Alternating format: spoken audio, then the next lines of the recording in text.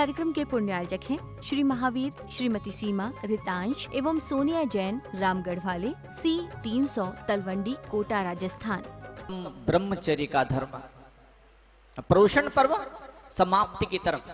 जब कोई इंसान जब विदा होने लगता है, जब किसी इंसान का अंतिम समय आता है, तो क्या होता, गृहस्थी में क्या होता, अपनी डीड बना जाता, वसीयत बना जाता है कि मेरी संपत्ति, मेरी दौलत, जो कुछ मैंने कमाया है, जो कुछ जोड़ा है, जो कुछ इकट्ठा किया है, वो किसके सुपर्द करूंगा, किसके हवाले करूंगा, हु विल द डिसेंडेंट, उत्तराधिकारी कौन रहेगा।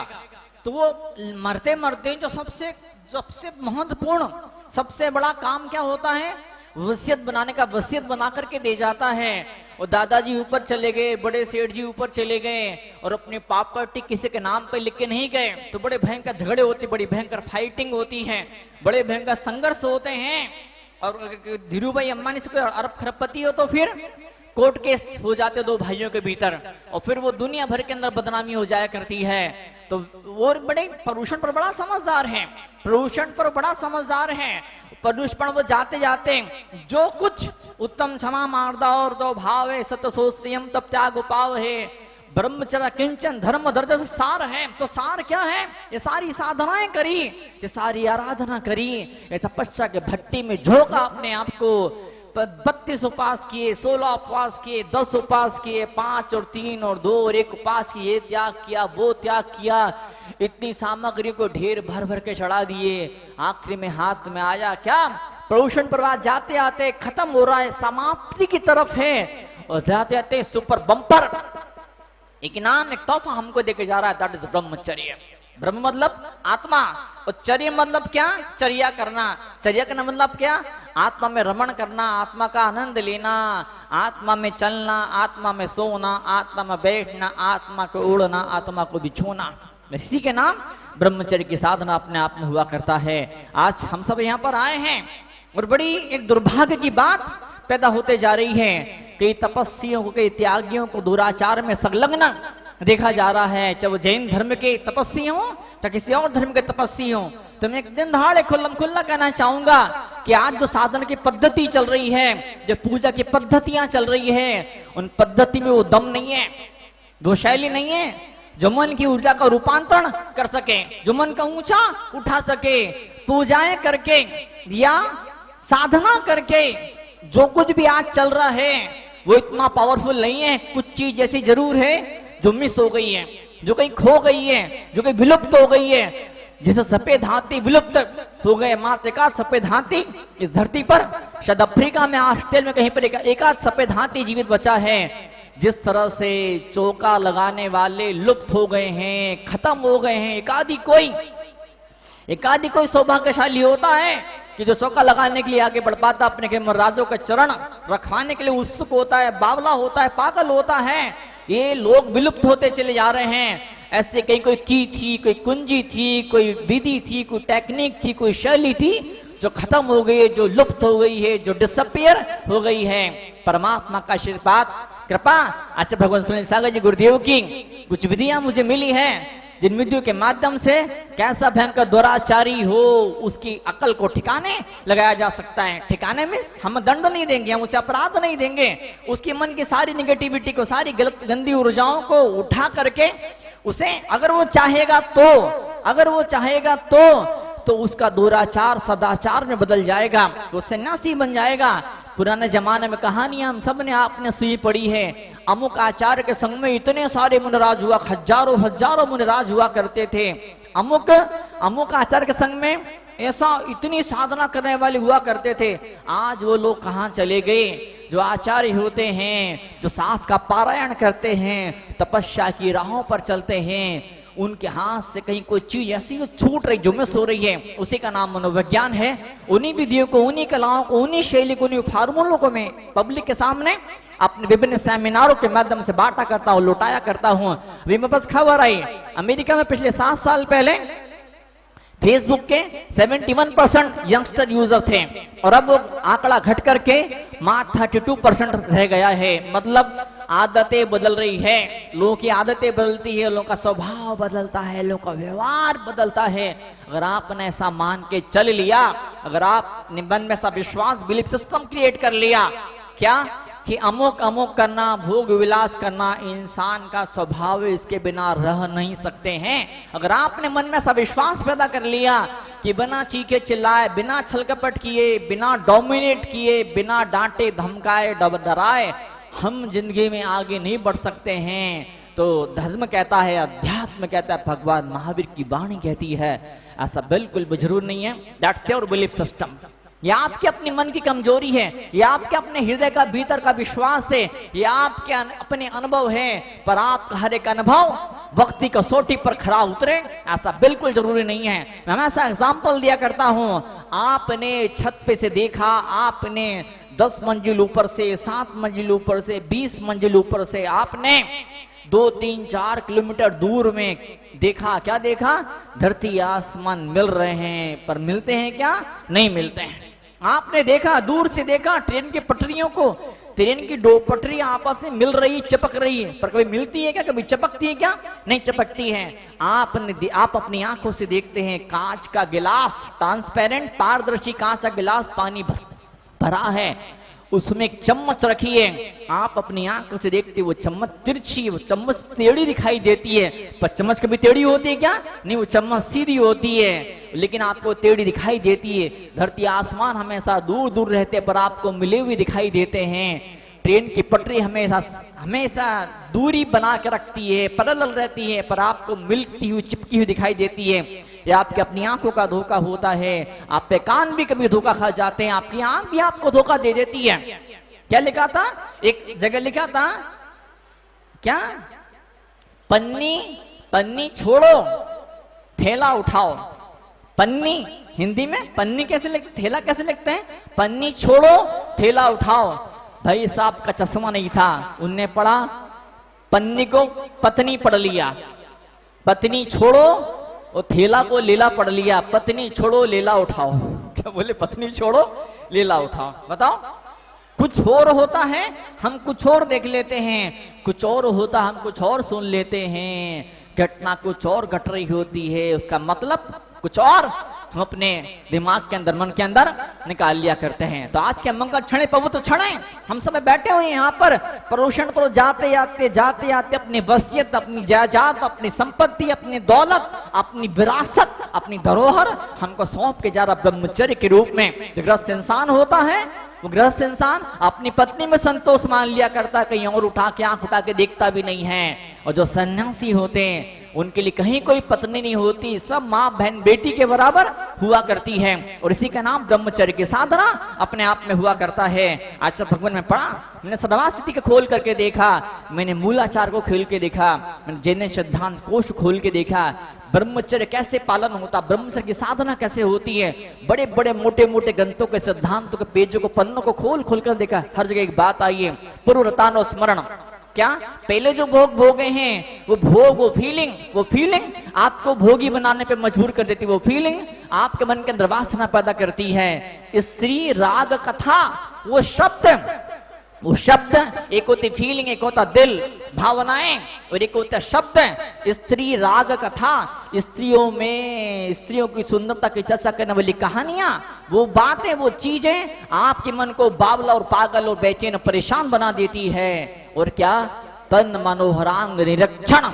आचार्य उमा स्वामी महाराज लिखते हैं, मूलाचार्य में यही बात भट्टकेर स्वामी लिखते हैं, कुछ आंखों से देखा जा रहा है, कुछ कानों से सुना जा रहा है, कुछ दिल में फीलिंग से पैदा हो रही है। और पिछले दिनों मनोविज्ञान के कुछ शिक्षण के दौरान, ट्रेनिंग के दौरान मैं आपको बताया था कि कोई सी भी आदतें बदली जा सकती है, स्वभाव व्यवहार में आमूलचूल परिवर्तन पैदा किया जा सकता है। बस इसी का नाम अध्यात्म, इसी का नाम धर्म हुआ करता है। मात्र पूजाएं करना पर्याप्त नहीं होता है, जिंदगी भर पूजाएं करने वाले, अभिषेक करने वाले, जब जब मौका मिलता है ऐसे बुरे लड़ते हैं, कुत्ते बिल्ली की तरह, जानवरों की तरह, लगता है 2 नार की लड़ रहे हों। तो खूब सारी पूजाएं कर लेने से, खूब सारा अभिषेक कर लेने से, खूब सारे उपवास कर लेने से मन का रूपांतरण नहीं होता है। कुछ अलग ही विधा होती, कुछ अलग ही शैली होती, कुछ अलग ही टेक्निक होती है। गुरु कृपा मुझे मिली वो विधियां मैं लोगों को दिन भर सिखाते रहता हूं। अभी सर्वे हुआ, एनसीईआरटी ने सर्वे किया, शिक्षण संस्थान ने सर्वे किया, क्या सर्वे किया कि आधे से ज्यादा राजस्थान के बच्चे हैं और गणित में अंग्रेजी में वर्ल्ड लेवल के, उनकी प्रतिभा, उनकी योग्यता, उनकी क्षमता, उन गणित के अंदर, विज्ञान के अंदर वो वर्ल्ड लेवल के हैं। और मैं कहना चाहूंगा हमारे आचार्यों का पवित्र ज्ञान का खजाना ये वर्ल्ड नहीं, यूनिवर्सल लेवल का है, ये त्रकालिक सार्वभौमिक सत्य से बड़ा सत्य महासत्य अपने आप में है। तो आज हम यहाँ पे सब आए हैं, बैठे हैं मात्र सिर्फ एक चीज सीखने के लिए कि कैसे मन के तारों को परमात्मा के उस पावर हाउस से जोड़ा जाए। अब जरा आपका बल्ब है, आपका ट्यूबलाइट, आप घर के फ्रिज, कूलर, टीवी जब पावर हाउस से कट जाता है, बिजली घर से दूर हो जाता है तो क्या होता है, वो काम करना बंद कर देता है, मुर्दा मशीन हो जाती है, उसे लोहे का डब्बा वो रह जाता है, वो मात्र पंखुड़ी रह जाती है, उसमें से हवा नहीं पैदा होती है। और जैसे पावर हाउस से जुड़ जाता है, जैसे उसके तार पावर हाउस से जुड़ जाते हैं, वो मशीन जिंदा हो जाती है, मशीन में जान पैदा हो जाती है। क्या जा कि जब वो बिजली का बल्ब जब पावर हाउस से जुड़ जाता है वो जिंदा हो जाता है। जब हमारा मन परमात्मा से जुड़ जाता है तो हमारी संस्कृति जिंदा हो जाती है, हमारा भीतर की शांति वो हरी हरी हो जाती है, वो सूख नहीं पाती है, उसकी जड़ें हिल नहीं पाती, उसको हिला नहीं पाता, उसको हटा नहीं पाता है। आज हम यहाँ पर आए हैं, अब ये है हम ढंग से बोलना तो सीखे। अभी कल की बात है, एक साविका को मैं तत्वा सूत्र का कुछ कई दोपहर में क्लास चलती पोषण पर्व के अवसर पर मैं पढ़ा रहा तत्वार्थ सूत्र का अर्थ बता रहा था। मैंने कहा बोलो ब्रह्मचर्य शब्द मुंह से उच्चारण नहीं हो पा रहा था। बताइए जो शब्द बोलने में नहीं आ रहा है, जिस शब्द का उच्चारण नहीं हो पा रहा है, जबान जहां पर बोलने में अटक रही है, तो सोचिए कि मन क्या फील करेगा, हम किस उस ट्रैक पर जोन पर हम जा पाएंगे। एक आदमी से पूछा क्या आप हकलाते हो, क्या आप हकला करके बोलते हो, क्या हकलाना समझते हो ना, अटक अटक के रुक रुक के बोलना, क्या आप हकला के बोलते हो। तो मुंडी लाई नहीं। तो उसने पूछा फिर कब हकलाते हो, जब आप क्या आप हर समय नहीं हकलाते हो। उसने मुंडी ला नहीं, मतलब क्या मैं हर समय नहीं हकलाता हूँ। फिर पूछा उसने पूछने वाले ने फिर कब हकलाते, तो बोलता सिर्फ बोलते समय। क्या बोले, सिर्फ बोलते समय। तो बोलते समय हकलाता है, बाकी से में नहीं हकलाता। मतलब क्या बताओ इसका आप, धर्म में ही हम पीछे रह जाते हैं, बाकी सब जगह आगे बढ़ जाते हैं। कहाँ आगे बढ़ाता है बताओ, कितना डिप्रेशन बढ़ रहा है। अभी सर्वे हुआ अमेरिका के अंदर, बच्चों का सर्वे हुआ, क्या डिप्रेशन उन्हीं को होता है जो अजनबियों से बातचीत करने में कतराते घबराते हैं, जो सबसे मेल जोल बढ़ाते हैं, जो सबके साथ में उठते बैठते हैं, जो सबसे हिल मिल के बातें करते हैं, उन्हें कभी डिप्रेशन का शिकार नहीं बनना पड़ता कि सुसाइड मेंटालिटी, आत्महत्या के विचार उनके दिमाग, उनके मन के अंदर नहीं आते हैं। तो पोषण पर्व के बहाने इतने सारे लोग इकट्ठे होते, अनंत चतुर्दशी के बहाने, पूजाओं के बहाने, धूप दशमी के बहाने इतने सारे लोग इकट्ठे होते हैं और सबसे मिला जाता, बच्चों को सिखाया जाता बेटा उसके पैर छू, बेटा उसके पैर छू, बेटा उसके पैर छू, बेटा बड़ों का आदर कर, उनसे पूछ, उनसे बातचीत कर, पूछ आपके उपवास कैसे चल रहे हैं, सुख साधा तो है आपकी। अरे मैं नहीं जानता तो क्या हुआ, तो उससे मिल तो सही, तो उससे पूछ तो सही। तो हम बच्चों को अजनबी से बात करना सिखाते हैं और यही बात आज का विज्ञान और मनोविज्ञान भी कह रहा है हमारे सामने कि रूप से धर्म इतना पुराना है, अध्यात्म इतना पुराना है, धर्म की जड़ें, सध्यात्म की जड़ें इतनी गहरी है कि बड़े बड़े साइंटिस्ट के बाप पैदा हो जाए ना तो धर्म का आता पता नहीं लगा सकते, धर्म के बारे में कुछ कह नहीं सकते। Even infant but they're telling about धर्म is बकवास, bogus, it's like morphine, it's like addiction. Who gave you right? Who are you? Look, infant, you're giving comment about the adult person, about the old person. It's not way of life. Indonesia के अंदर 31,000 पुराना कंकाल मिला, इंसान का हड्डियों का ढांचा मिला, कंकाल मिला, और उसको देख के वैज्ञानिकों ने निष्कर्ष निकाला, आज के जमाने के डॉक्टरों ने निष्कर्ष निकाला। क्या निष्कर्ष निकाला? उस जमाने में एडवांस मॉडर्न मेडिकल साइंस था। आज जितना मेडिकल साइंस एडवांस है उससे ज्यादा एडवांस मेडिकल साइंस 31,000 साल पहले था, उस प्राचीन काल में था। आज जो चीजें ऑपरेशन के थ्रू भी ठीक नहीं हो पाती, पुराने जमाने में वो चीजें चुटकी बजा के ठीक हो जाया करती है। मैं कई बार मैं डाइट प्लान में बताया करता हूँ अपने भक्तों को, अपने श्रोताओं को, अपने श्रावकों को, 3 दिन के अंदर डायबिटीज बहुत बहुत बहुत कम हो जाती है। 7 दिन के अंदर हाई कोलेस्ट्रॉल, हाई बीपी बहुत बहुत बहुत कम हो जाता है। 1 महीने में हार्ट की प्रॉब्लम, मोटापे की प्रॉब्लम बहुत बहुत बहुत कम 0.001% रह जाती है। 2 महीने में थायराइड ठीक हो जाता है। 6 महीने में कैंसर से बीमारी खत्म हो जाती है। आर्थराइटिस, दमा, गठिया ठीक हो जाता है। 8 महीने के किडनी फेल, लीवर फेल, लोग 99% केस में 99% लोग ठीक हो जाते हैं। मात्र भोजन में परिवर्तन करके, मात्र भोजन में चेंज करके। यही बात मालूम थी प्राचीन आचार्य को, उन्होंने लिखा ब्रह्मचर्य की साधना करनी है, वृश्रेष्ठ रस, ऐसे भोजन को ना किया जाए जो मन के अंदर वासना पैदा करे, विकार पैदा करे। ऐसे भोजन से दूर रहा जाए। शास्त्र की लंबी लिस्ट हमारे आपके सामने पेश की है। जैनाचार्यों ने लिस्ट पेश करी है, आयुर्वेद ने लिस्ट पेश करी है। जब मन में वासना का भूत सवार हो जाता तो इंसान ऐसा दुराचार करता है, इंसान ऐसा व्यभिचार करता है। क्या मुझे एक दिन मैंने बताया था, एक महिला ने मुझे बताया, एक पुरुष ने मुझे बताया, एक कपल ने मुझे बताया, बोले महाराज हमारे बेडरूम में बिल्कुल बीचों बीच ऐसे कांटों की जाली लगी हुई है, कांटों की दीवार बनी हुई है। पिछले 20 साल से कांटों की दीवार बनी हुई है। वो दीवार सिर्फ हमको दिखाई देती, बाहर के इंसान को वो दीवार दिखाई नहीं देती है।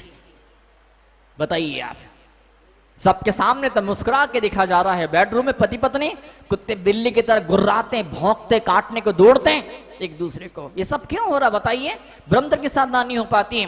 पिछले दिनों केस आया कि 60-65 साल के एक तपस्वी के ऊपर एक ब्लेम हुआ कि उन्होंने इस तरह से कुछ किया। पिछले दिनों एक संत जो है किसी और परंपरा के, वो कितने 2, 3, 4, 5 साल से बिल्कुल हवालात की हवा खा रहे हैं। क्या उम्र थी? 17 साल से अधिक की उम्र थी। बताओ तो वासना करिश्ता उम्र जस्ट ऑल फिगर्स। आपकी उम्र क्या है? ये सिर्फ आंकड़े, सिर्फ नंबर्स। इन नंबर्स का आपकी साधना से, उनकी विशुद्धि से कहीं कोई रिश्ता नहीं है। आज यहाँ पे आए हैं तो जीवन की नैया को आगे बढ़ाना तो आ गया है, लेकिन जीवन की नाव, जीवन की गाड़ी किसी ऐसे चौराहे पे ना पहुंच जाए जहां टकराना पड़े, जहां आगे बढ़ने का रास्ता ही नहीं हो। हमको पीछे लौट के जिंदगी में आना पड़ेगा। उन धर्म अध्यात्म की तरफ मुड़ करके सोचना पड़ेगा कौन सी चीजें थी कि जिसके दम पर, जिस वजह से हजारों कितने 32,000 रानियां उनको छोड़ करके दीक्षा ले ली। बताओ आप, ऐसा खतरनाक भयंकर भोग में डूबा हुआ इंसान तपस्या के राह पे चले गया। कौन सी विधि होती है? वो क्या चीज होती है? वैराग्य अंदर सा क्या पैदा कर देता है? वैराग्य कौन सा चमत्कार पैदा कर देता, वो क्या ऐसा हो जाता है? उसी का नाम अध्यात्म हुआ करता है। बच्चा जोर से साइकिल पे चले जा रहा था, एकदम से दादी अम्मा आई, दादी अम्मा को ठोक दिया उसने, दादी गिर गई। बच्चा भी घबरा गया, अब दादी 2 तमाचे लगाएगी। दादी ने तमाचे लगाने के बजाय बच्चे को डांट के पूछा, बेवकूफ, जब साइकिल चलाना नहीं आती तो कौन चलाता है? साइकिल चलाना नहीं आती तो कौन चलाता है? बच्चा बोलता है साइकिल चलाना तो आती है लेकिन रोकते नहीं आती है। चलाना तो आती लेकिन रोकते नहीं आती। तो ब्रह्मचर्य मतलब क्या? हम रोकें अपने जिंदगी गड्ढे में जाने से रोके। इसका नाम ब्रह्मचर्य का दिन हुआ करता है। ओम ह्रीम उत्तम ब्रह्मचर्य धर्मांगाय नमः। ब्रह्मचर्य की साधना, ये ब्रह्मचर्य की आराधना, ये ब्रह्मचर्य की इबादत, ये ब्रह्मचर्य की उपासना, यही देवता है, यही भगवान है, यही धर्म का सार और निष्कर्ष हुआ करता है। शरीर के भीतर सुख मानने की जो आदत है, शरीर के भीतर सुख पाने की जो बुद्धि है, इसी का नाम मिथ्या बुद्धि होता है। इसी का त्याग करने का नाम अध्यात्म और धर्म हुआ करता है। कुछ तो मर्यादाएं हों, कुछ सीमा रेखाएं हों कि हमको एक लाइन खींचनी पड़ेगी। लक्ष्मण रेखा खींच दी तो सीता ने उस लक्ष्मण रेखा को उल्लंघन करके रावण के हत्थे चढ़ गई। रावण की गिरफ्त में उसे आ जाना पड़ा। सीता खुद कोई रेखा खींचती, सीता खुद सीता रेखा खींचती तो कभी उस रेखा के आगे नहीं जा पाती। किसी और ने लक्ष्मण रेखा खींच दी। आपको ऐसा नहीं करना है। कुछ नॉर्म्स, कुछ रूल्स, कुछ रेगुलेशंस कुछ बना दिए, कुछ कंपनी लॉस कुछ क्रिएट कर दिए, but unable to follow it. I am the rebel person, I don't want to follow this all things. Who told you? है इसके लोग पूछते हैं क्या सबूत है? अरे सबूत हमारी दादी हमारी नानियां हैं, 80 साल की उम्र में भी ब्रह्मचर्य का ही बल है।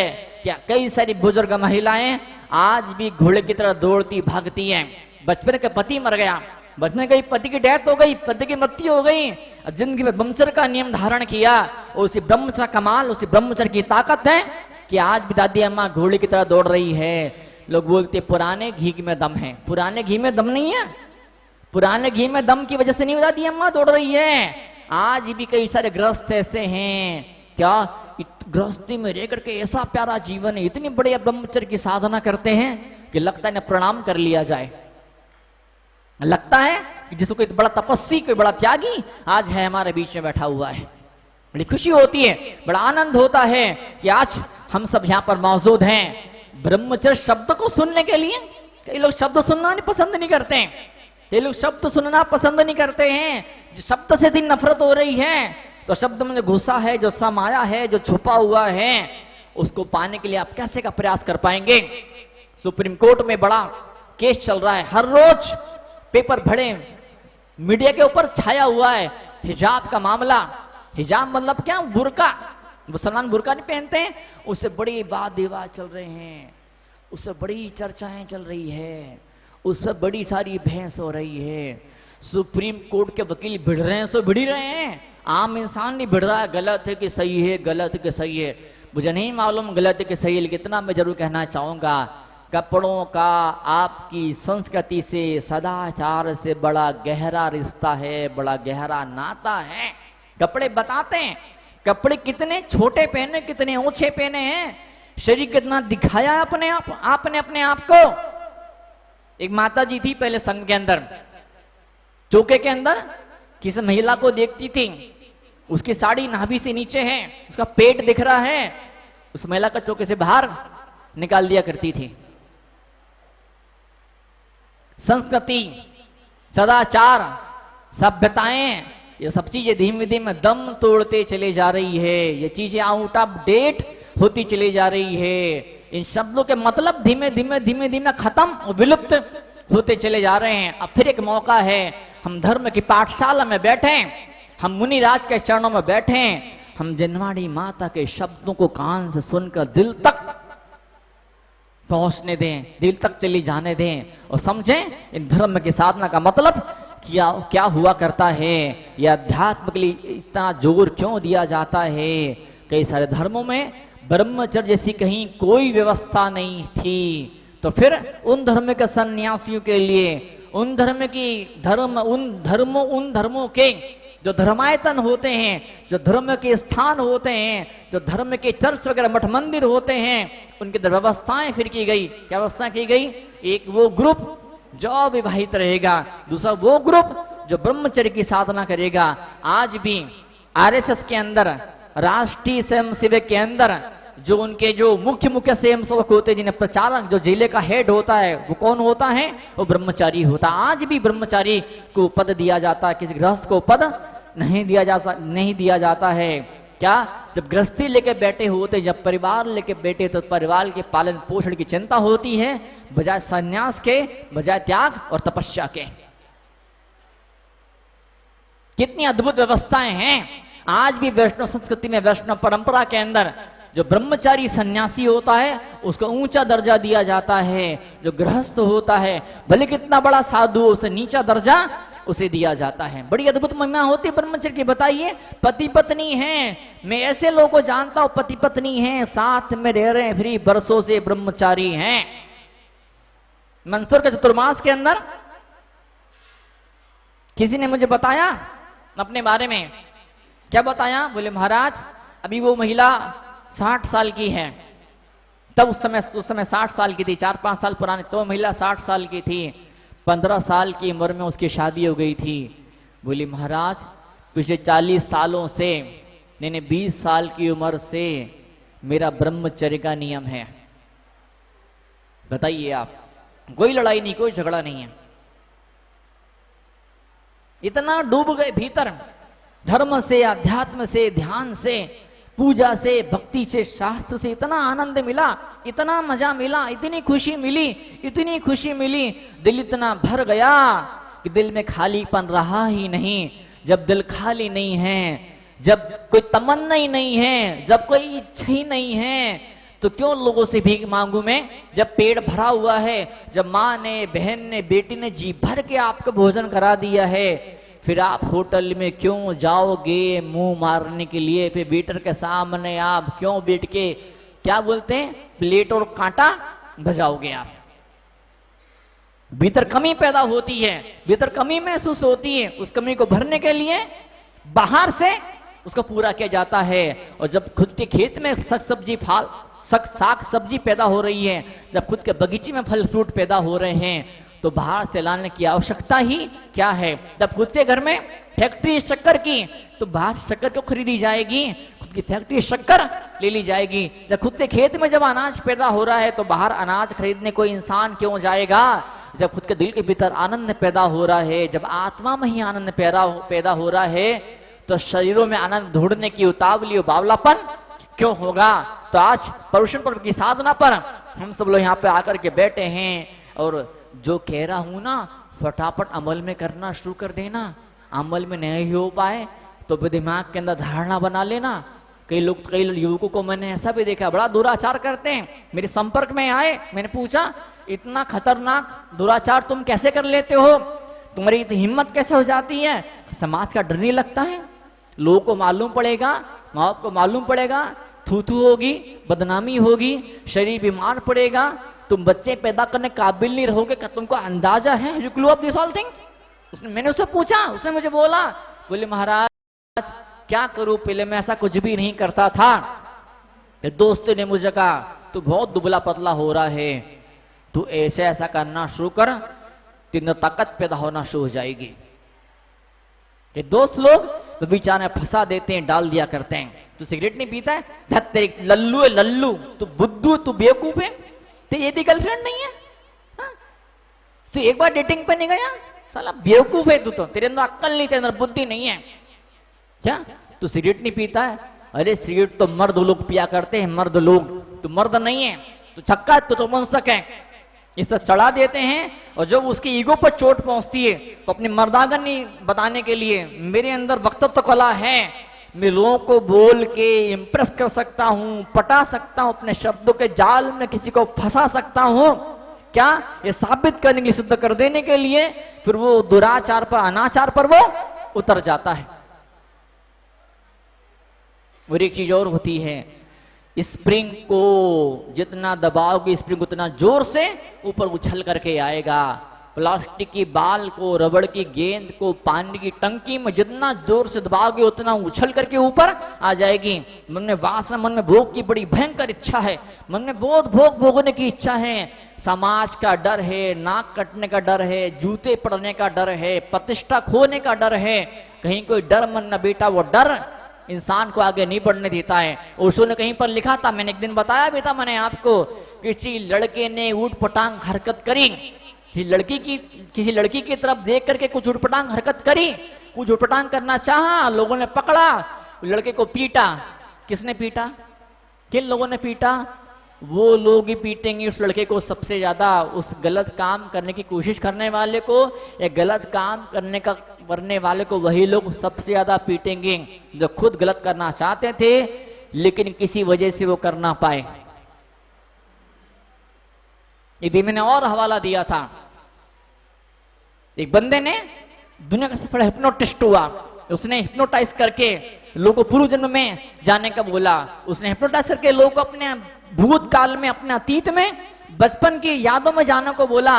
उसने पता लगाया जो महिला पिछले जन्म में वेश्या थी वही महिला जन्म में साध्वी बन गई है, और जो पिछले जन्म में साध्वी थी वही जन्म में वेश्या बन गई है।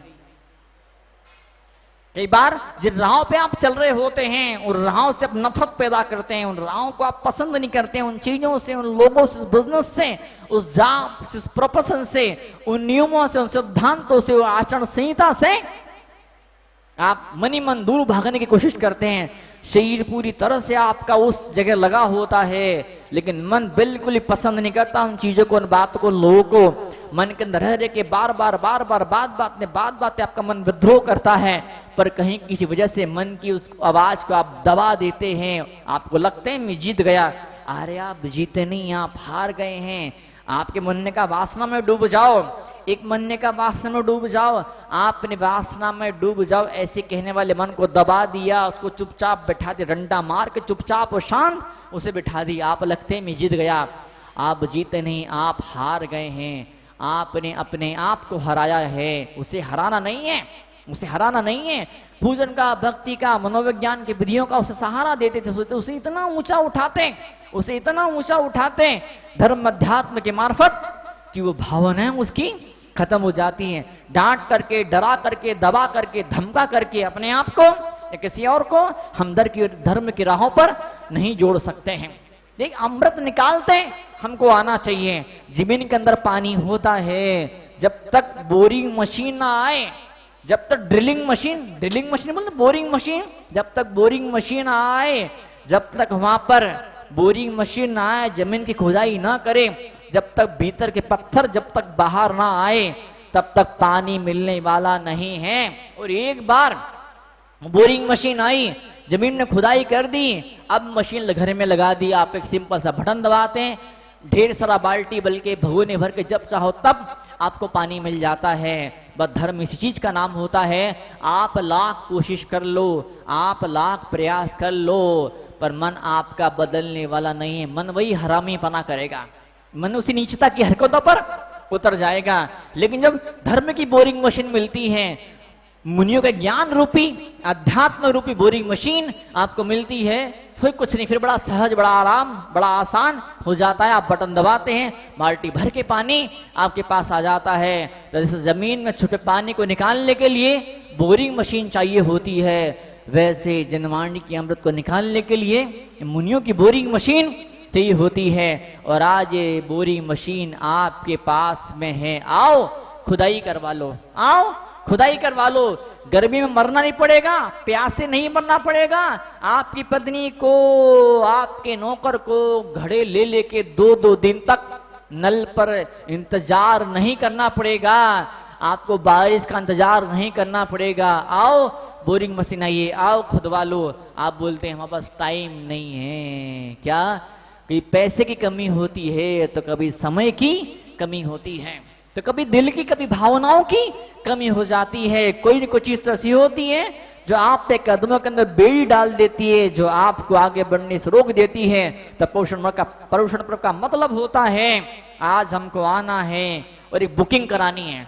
कहाँ बुकिंग करानी बताओ आप, कहाँ बुकिंग करानी? एक ऐसा फ्लैट जो अध्यात्म को प्रोवाइड करा रहा है, जो संस्कृति सदाचार आपको दे रहा है। मैं तो बंबई में रहा हूं, दिल्ली में रहा हूं, चेन्नई में रहा हूं, विदेशों में रहा हूं, मैंने अपनी आंखों से देखा है।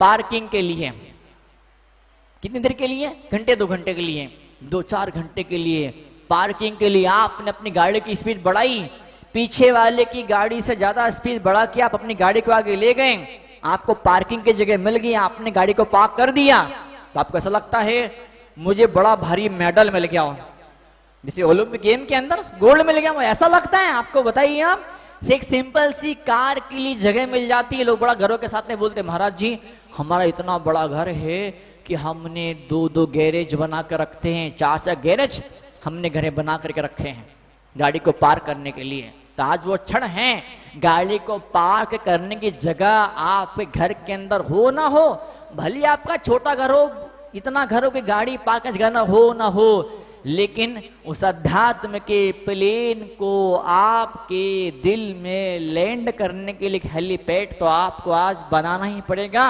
एक ऐसा रनवे बनाना पड़ेगा, एक ऐसा एयरपोर्ट आपको बनाना पड़ेगा जहां अध्यात्म का विमान उतर पाए। जब अध्यात्म का विमान उतरना शुरू कर देगा तो अध्यात्म विमान, धर्म का ईमान अकेला नहीं उतरेगा, अकेला ब्रह्मचर्य नहीं आएगा, साथ में समृद्धि आना शुरू होगी, दौलत और शौहरत के खजाने ऑटोमेटिक अपने आप भरना शुरू हो जाएंगे। धर्म, कला, वो विद्या, वो शैली, वो चीज हमको सिखा दिया करता है। परोषण मतलब मात्र भूखा मरना नहीं है।